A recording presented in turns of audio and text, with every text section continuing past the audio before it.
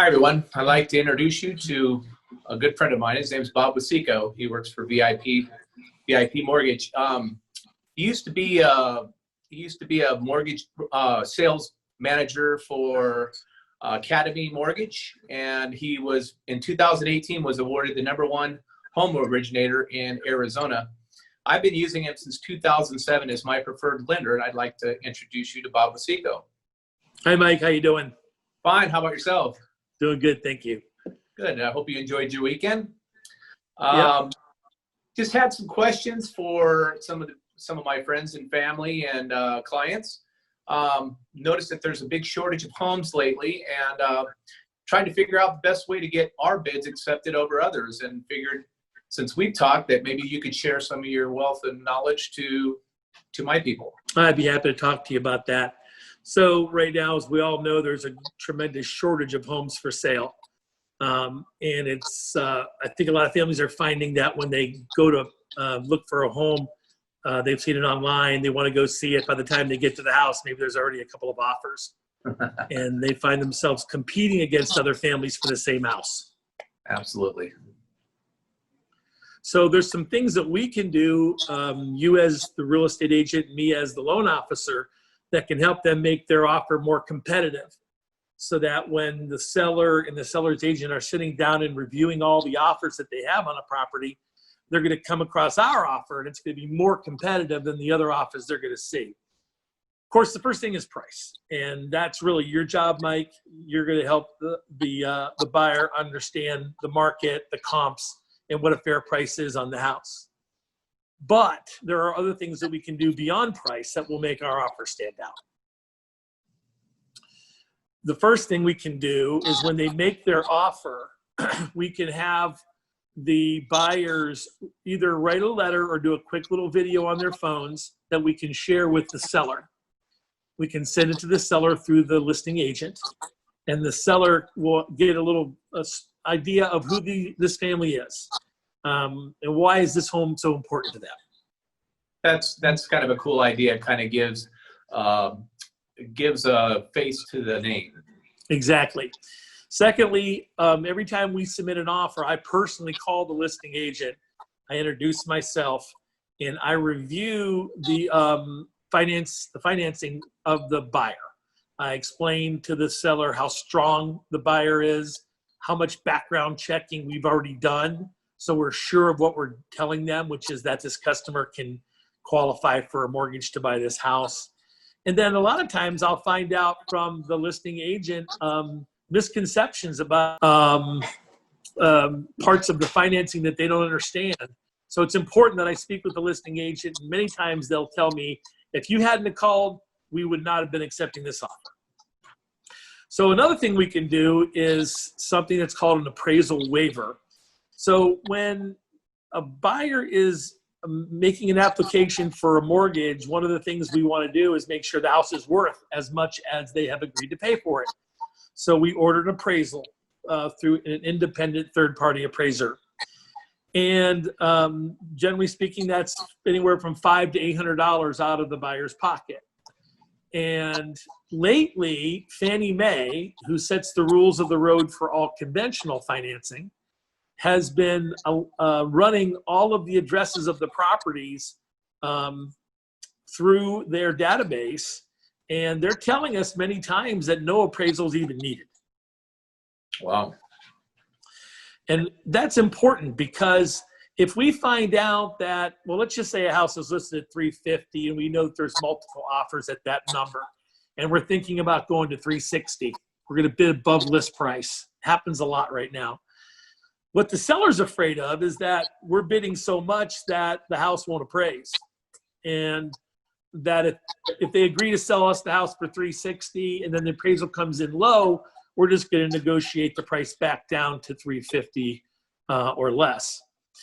What if we could walk in there and say to the seller, hey, we're going to waive the appraisal on our offer. We're not even going to order an appraisal. And we've already found out that no appraisal is going to be even required at $360,000 on this transaction, given our scenario. That's a very important piece of information for that seller to know. And that's going to make our offer stand out versus all the other offers we're competing with.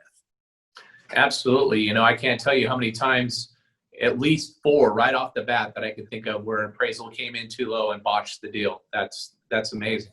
Yeah, low appraisals are very common right now because the sellers are pushing the envelope. They know that there's a shortage. They know there's way more buyers than sellers. So their listing agents are pushing the prices up and up and up and up.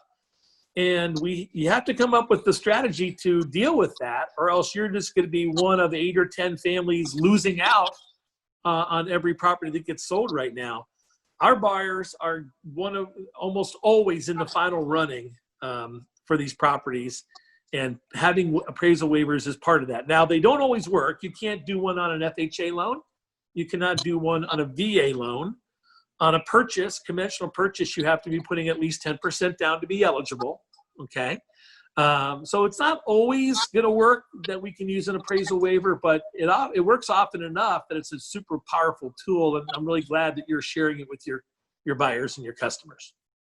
Yeah, I think that it's a smart idea. I've already been involved in a couple of deals where we've lost to some. So our conversation before, I just wanted to share that with my friends so that, you know, maybe they could get educated on this and be able to get their bids accepted, because it is super competitive out there right now because of the shortage of homes that are actually on the market right now. I also have a real estate agent I worked with recently. He told me about a new home that he's going to be listing for sale in July. And he told me what he was going to list it for. And I said, well, give me the address and let me run it through the Fannie Mae database and see what Fannie Mae thinks of that sales price. And we ran it through, and Fannie Mae gave us an appraisal waiver on that property. I went ahead and changed the price, and I increased it by $10,000. I got another appraisal waiver. I increased it by another 10. I got another appraisal waiver. So this agent was able to go back to the seller and say, hey, I think 269, which is the price they were going to use, is too low. I think we got to list it at 289. And obviously the seller was thrilled. So it was a powerful tool for that agent, and he made his seller $20,000 right off the bat without having to do anything but let me run it through our system. Absolutely. I have a seller that I'm working with that I'm currently telling him about it, and he's very interested in hearing about it, and I appreciate the information that you shared with me. I'm going to be forwarding that to him so he can review that himself. But sounds like a great deal. Sounds like a great deal. So in closing, the last thing that you can do to really make your offer competitive when you're buying a home is make sure that your lender has the loan pretty much put to bed by the time you're out there looking at properties. If we have your credit run, we have your automated loan approval completed, we have your income and your assets documented, and if we can offer kind of a faster close of escrow to the seller potentially, sometimes we can close purchase loans in 22 or 23 days. Many of the families out there looking to buy homes are using some of the big banks like Wells and Chase. They're being quoted 45 to 60 days to have their loans completed because there's so many refi loans in their pipeline that are kind of gumming up the works. VIP still prioritizes purchase loans, and we can close them in 3 to 4 weeks. Many times the seller wants their money as fast as they can get it, and having a faster close of escrow than the next guy can really make you stand out and help them accept your offer. Well, how soon can I, if I was to call you and say, hey, my buyers are looking at and say, like I've already called you, we already have him approved, we're looking at a property at such and such an address, how soon can I get back an appraisal waiver, how much the value would be so that we could put in an offer, and, you know, how soon can I get that information back from you if I was to call you and ask you? Literally in 10 minutes. 10 minutes. Now that's amazing. I just need the address. Send me the address and I can obtain information regarding the availability of an appraisal waiver on any property in Arizona. Is there any specific guidelines for these types of loans that my buyers need to know? Like what their FICO score needs to look like, or, you know, any other types of, you said 10%, so that's already 10% down to primary residence. I think it's 30% down on an investment property, but it's conventional only, and there is no minimum FICO score. Awesome. Really, the waiver is all about the property, not the person, right? Okay. Great. So great. this is about, hey, do we have confidence? Is there enough data in the public record of recent sales in that little neighborhood? Is there enough data for us to feel comfortable and confident that the sales price they're offering is supported by the recent comparable sales? If it's a house that's had some recent remodeling, maybe they added some square footage, maybe they completely redid the inside and spent a lot of money, upgraded the interior, that's the type of property that's not going to be oftentimes getting an appraisal waiver, because the price is going to be kind of above where the rest of the market is potentially. But if it's been there for a while and there's lots of activity in that submarket, you have probably a 50-50 chance of getting an appraisal waiver is the way it's working out recently. I just recently had a house out in Prescott where we were waiting 4 weeks for an appraisal, because up in Prescott, all the appraisers are swamped or they're on vacation, right? And this guy the normal appraisal was $500. This guy was charging us $800, and we were going to wait a month for the appraisal. And that was the best we could find. That was surveying 20 different appraisers. That was the best terms we could find. And after about a week of waiting, we placed the order. And after about a week of waiting, I said to myself, gosh dang it, I should try to see if this one will get an appraisal waiver. And so I did. I ran through the system. I'll be darned if I didn't get an appraisal waiver.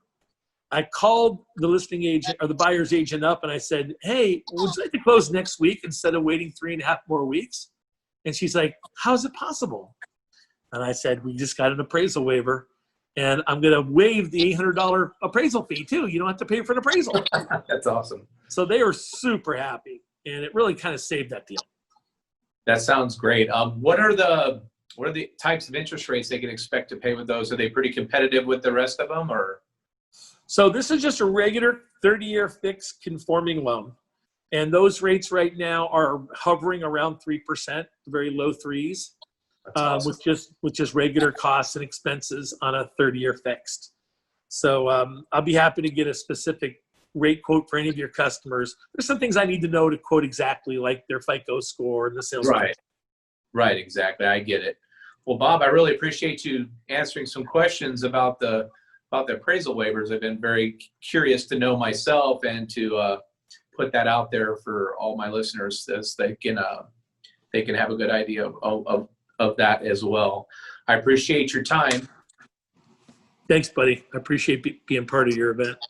Oh, I appreciate it. And we'll see you this week on Thursday at my open house. Sounds good. I'll be there. All right. Sounds good. Talk to you soon. Thanks, Mike. Okay. Bye.